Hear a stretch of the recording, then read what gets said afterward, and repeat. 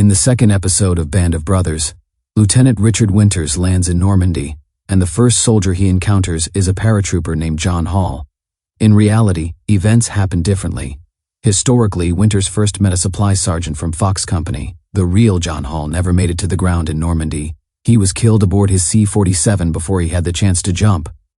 There was, however, another soldier named John D. Halls from Able Company. This Halls survived the jump, but was later killed during the fighting at Brecourt Manor. In the series, Halls greets Winters by calling him coach, and mentions that he had played on Winters' basketball team.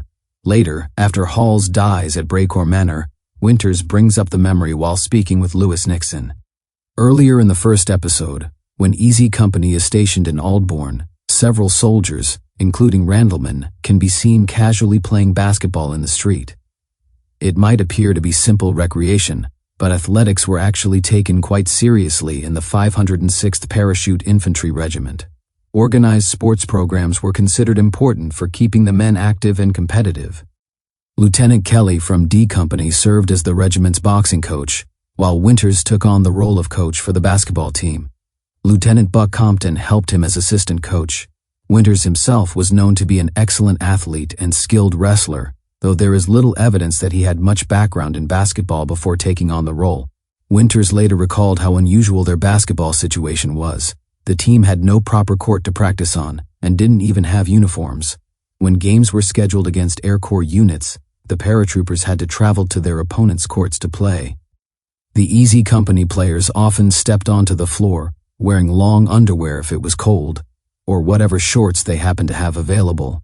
Their opponents from the Air Corps were a completely different sight. They usually arrived in clean matching uniforms, often with warm-ups to go with them, gear that had clearly been shipped over from the United States. Many of those Air Corps players had once been college athletes. After entering the service, they had found their way into the relatively comfortable assignments connected with pilot training schools and aviation programs, and some eventually became pilots themselves. Because Winters coached the team, several Easy Company men earned spots on the 506th roster. Among them were Sergeant Rader, Sergeant Floyd Talbert, Corporal Reese, and Corporal Carson. Able Company also contributed some strong players, including Technician 5th Grade John D. Hall at center, Private First Class Donald Harms at forward, and Sergeant Barlow playing guard. The games created a strange but memorable contrast. On one side were the polished Air Corps teams, organized and well-equipped. On the other were the rough-and-ready paratroopers, sometimes running up and down the court in their underwear. Practice had been nearly impossible for the paratroopers, so they had no carefully planned plays or defensive systems.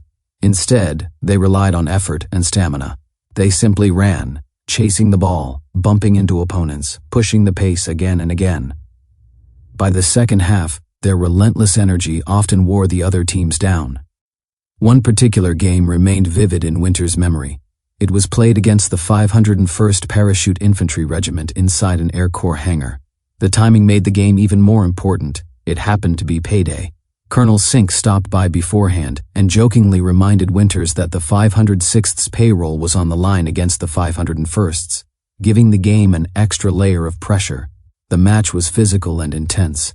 As the final seconds ticked away, the score was tied.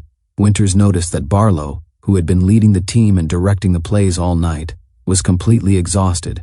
His legs were nearly gone after such a strong performance. Winters decided to pull him out and send in Gordy Carson.